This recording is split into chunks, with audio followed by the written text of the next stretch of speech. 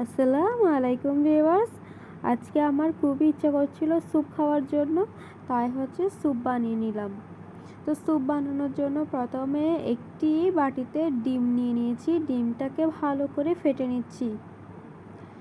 তারপর অন্য একটি বাটিতে নিয়ে নিব 2 চামচ কর্নফ্লাওয়ার আর সামান্য পরিমাণ পানি দিয়ে ভালো করে নেড়ে চেড়ে কর্নফ্লাওয়ারগুলোকে গুলে মিক্স করে নিব।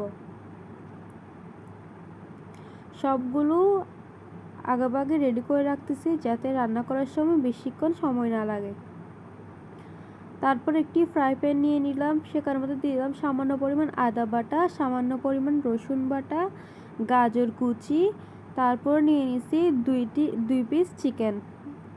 আপনারা চাইলে এখানে ক্যাপসিকাম, তারপর ফুলকপি, বরবটি এসবও ইউজ করতে পারেন, তবে শিম ইউজ করিয়েন না, খেতে ভাল লাগবে না আর দেখতেও ভাল লাগবে না। চিকেন দেওয়ার পর দিয়ে দিছি বেশ কিছু পরিমাণ পানি। এবার ঢাকনা দিয়ে এগুলোকে সিদ্ধ করতে বসিয়ে দিব।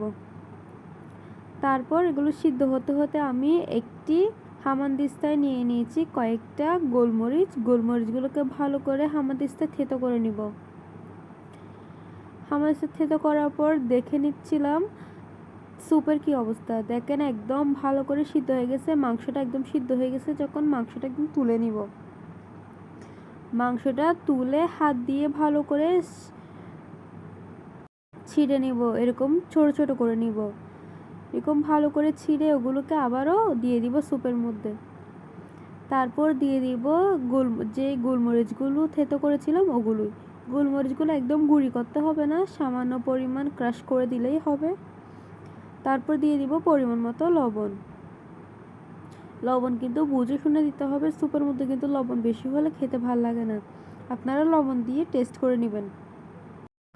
লবণ দিয়ে যদি টেস্ট করার পর যদি লবণ পারফেক্ট মনে হয়, তাহলে তারপর দিয়ে দিবেন ওই আগে থেকে গুলে রাখা কর্নফ্লাওয়ারগুলো দেওয়ার সাথে সাথে অনবরত নাড়তে হবে, না হলে কিন্তু কর্নফ্লাওয়ারগুলো দলা বেঁধে যাবে। এতে দেখতেও ভালো লাগবে না, খেতেও ভালো লাগবে না। অনবরত নাড়তে থাকলে স্যুপগুলো ঘন হয়ে যাবে একদম।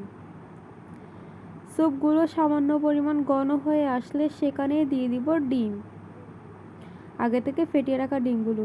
ডিম দেওয়ার সাথে সাথেও নাড়াচাড়া করতে হবে, না হলে কিন্তু ডিমগুলো এক জায়গায় জমাট বেঁধে যাবে, তাতে দেখতে সুন্দর লাগবে না। এভাবে অনবরত নেড়ে চেড়ে স্যুপটাকে একদম ঘন করে নিব। খুবই সামান্য উপকরণ দিয়ে কিন্তু আমি এই স্যুপটা রেডি করেছি, যাতে সবাই রেডি করতে পারে, তাই আপনাদের সাথেও শেয়ার করে নিলাম।